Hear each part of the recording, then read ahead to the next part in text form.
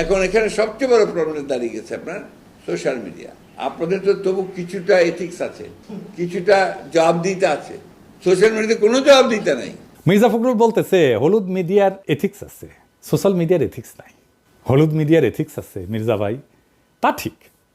আমরা তো হাসিনার প্রেস কনফারেন্স দেখতাম, তাই না? এথিক্স তো দেখতাম। ওইটি যে পুরস্কারটি আপনার প্রাপ্য হয়েছে সেই পুরস্কারটি এখন আপনি পাননি, নোবেল শান্তি পুরস্কার। না আমি একটু বলি না, আপনার দরকার নেই, কিন্তু আপনি প্রাপ্যতা অর্জন করেছেন। আপনি চান কি না চান সেটা আমাদের ধর্তব্য নয়। অনেক প্রক্রিয়া আছে, কিন্তু আপনার এই নোবেল শান্তি পুরস্কার পাওয়ার জন্য আমার আহ্বান থাকবে, আমরা অনতিবিলম্বে সেই প্রক্রিয়াটিকে শুরু করি। ধন্যবাদ মাননীয় প্রধানমন্ত্রী। আপনাকে অনেক ধন্যবাদ।